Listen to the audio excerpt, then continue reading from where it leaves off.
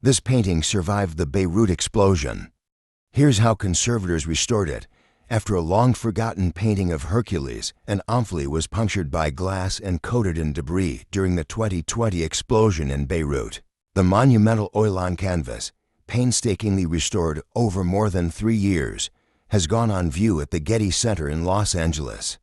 In the wake of the tragedy, the painting, dated to the 1630s, was finally properly attributed to the great Artemisia Gentileschi, the 17th-century Italian Baroque painter, who has become one of the few female artists of her era to be recognized today.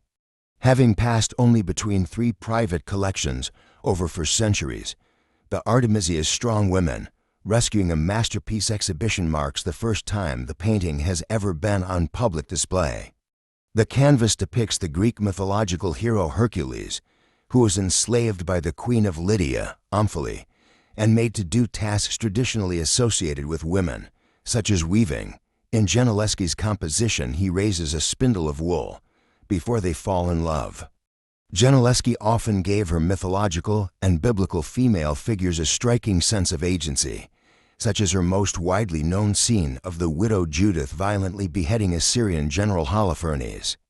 In the newly attributed painting, she toys with subverted gender roles as her lovelorn protagonists close the gap between them, their pearlescent skin adorned in sumptuous draped fabrics. For decades, Hercules and Omphale hung in the Sursak Palace, a private and opulent mid-19th century townhouse owned by Beirut's Sursak family for 5 generations. The explosion in the Lebanese capital, which killed more than 200 people and injured thousands, caused devastation to the building and its owners, with the matriarch of the family, 98-year-old Yvonne Sursak Cochran, eventually succumbing to her injuries. A receipt from the family showed that the painting entered the Sursak collection from an art dealer in Naples, where Gentileschi lived the later years of her life.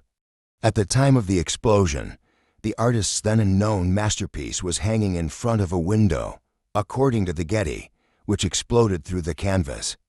The broken glass riddled it with holes and a wide, L-shaped tear through Hercules' knee. It was really severe. "It's probably the worst damage I've ever seen," said Ulrich Birkmeyer, the Getty Museum's senior conservator of painting, in a phone call with CNN. Beyond the sudden violence to the painting and its frame, the artwork had already suffered flaking paint, cracks, and cupping from humid conditions. Birkmeyer said he added that Gentileschi's vision had been further marred by discolored varnish and overpainting from a previous restoration attempt centuries earlier. When Birkmeyer saw it for the first time in Beirut, 1 year after the explosion, he gathered debris that had collected behind its surface in case the minuscule paint fragments clinging to the glass could be puzzled back together in Los Angeles. Though mended, cleaned, and carefully restored with analysis from X-rays and XRF mapping, the painting has been rehabilitated into its luminous and poetic intent, though, in Birkmeyer's view, it will never look quite as it did. "You'll always see some scars of the damage," he said. A long road to rediscovery, if not for the explosion. Hercules and Omphale may have continued to be an unidentified work, only considered a Gentileschi painting by a Lebanese art historian who had seen it decades earlier. In the early 1990s, Gregory Bakachian was a graduate student at Sorbonne University in Paris and writing his thesis The Sursak Collection.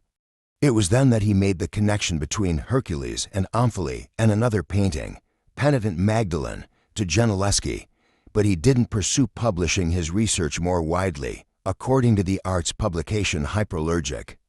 In an article for Apollo magazine in September 2020, Bakachian attributed both paintings to the Italian artist, leading to wider acknowledgement of his research and consensus over her authorship.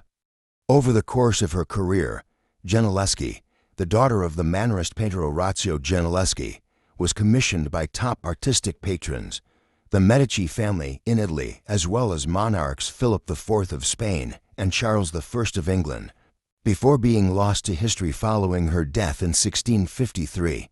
Some 60 paintings or more exist today, though a few have been contested as copies or collaborations.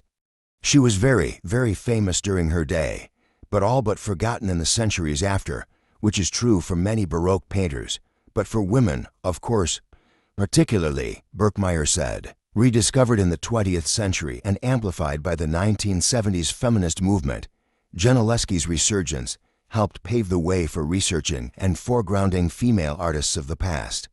Still, there are too few technical studies of her work, according to Davide Gasparotto, senior curator of paintings at the Getty Museum, compared to her male counterparts.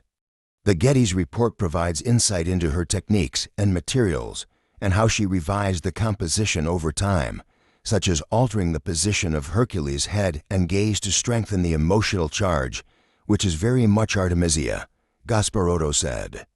We are gradually building better knowledge of her way of painting, but I think we need more, especially because she's a painter that changes quite a lot in terms of stylistic development over the course of her career, he explained.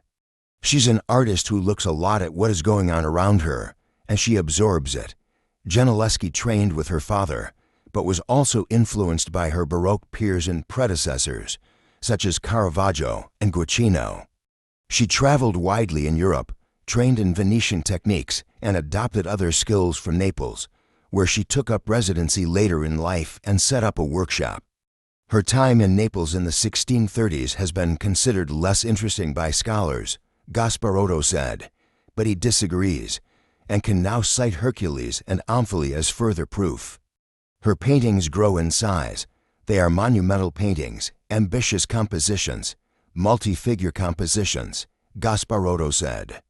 He believes Hercules in this work is her most accomplished male figure, especially for a painter who couldn't study male nudes after a living model, because being a woman, she wasn't allowed to do that. Restoring a masterpiece when the glass tore through Gentileschi's painting, it missed many of the painting's focal points, though part of Hercules' nose and eye suffered damage.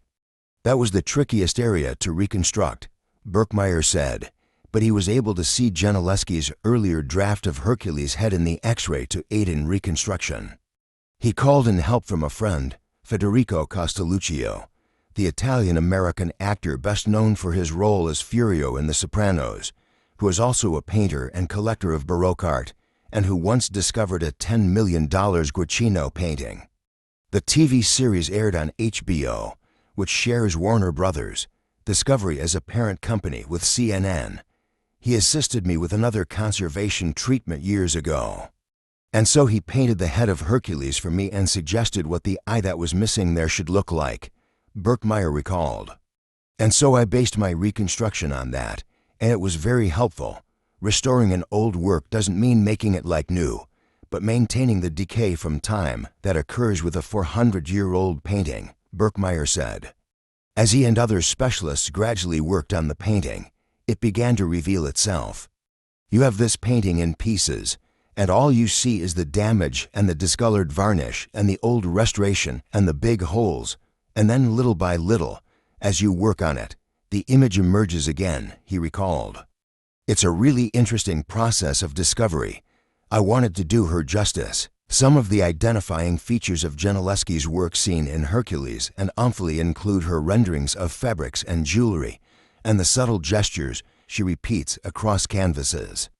It's very poetic the way she turns Omphale's head, this upright gaze, Birkmeyer said, explaining that many of her female figures mimic that tilt. In the other paintings that we have on loan from her, it's the same exact position. It can be seen.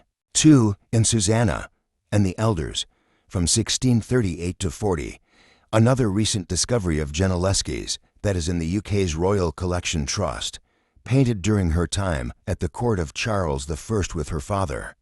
In 2023, it was identified after a century in storage, deteriorating and misattributed to the French school, according to ArtNet.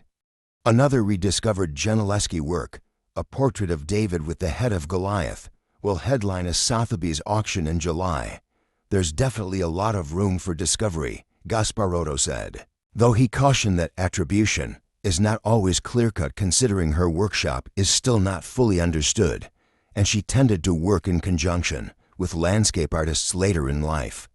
I don't know how many will emerge from museum storages, he said. But within the market, within private collections, There might be other paintings by her that will emerge in the upcoming years.